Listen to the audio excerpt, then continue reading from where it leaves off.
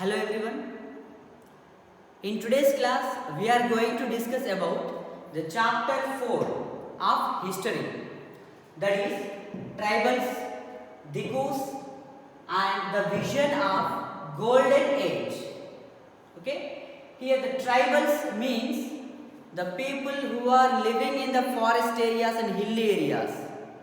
Okay, and Dikus means the outsiders other than the tribal people, those who are coming from outside, they are called as Dikus.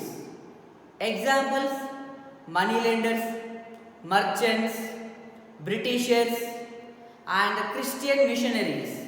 Okay, all these are called as Dikus. Okay, because of this Dikus, what happened to tribals? Okay, the tribals faced so many different kinds of problems because of these Dikus. In this chapter we will discuss about all those problems. And the vision of golden age. Here the vision means dream.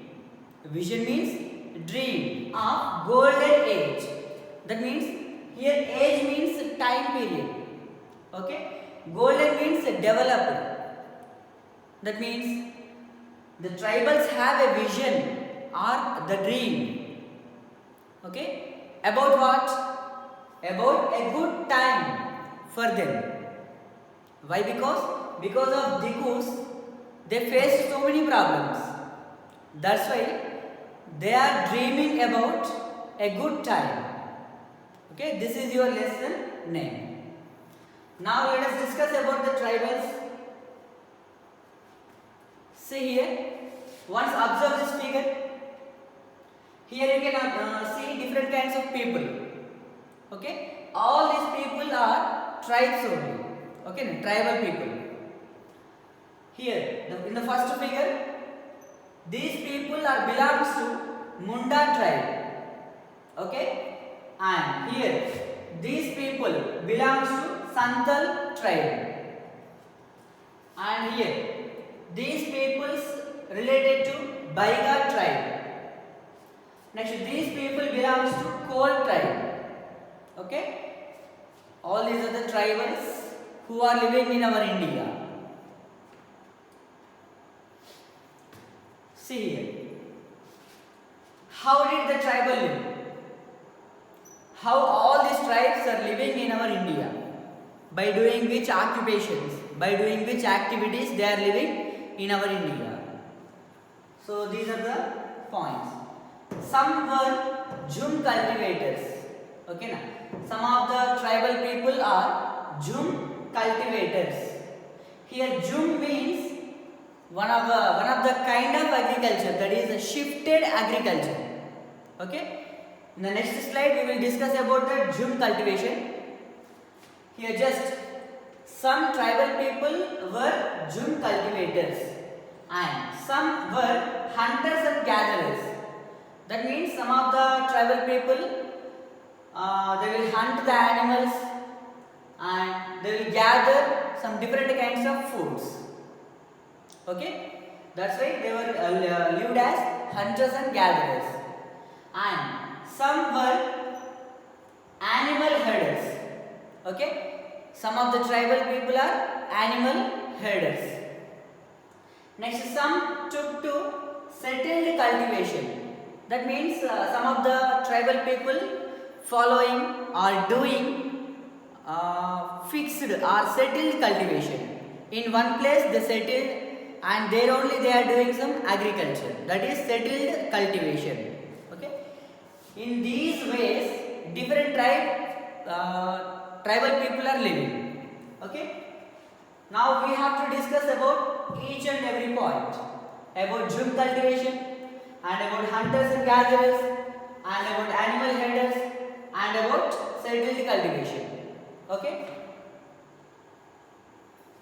See here. First of all, jhum cultivation. Jhum cultivation means also called as shifting cultivation. This jhum cultivation is also called as shifting cultivation or shifting agriculture. Done on small patches of land, mostly in forest. This type of shifting cultivation will be done on small patches of land. Small patches of land. That means in small areas. Okay now. Especially in forest areas. Now let us see how the shifting cultivation will be done. See here, the steps involved in this jhum cultivation. First of all, see here, observe the first figure. Here what they are doing, they are cutting the trees. Okay, in the first step, the tribal people will cut the trees. In the second step, they will burn the trees. Okay, in this way, they will burn all the trees in that small area. After burning, they will get ash. Okay, and here they will spread the ash on the land to increase the quality of land. Okay, so after burning the trees, what the tribal people will do? They will spread the ash in the land in order to increase the quality or fertility of the land. Next, here, after the spreading of ash, what they will do?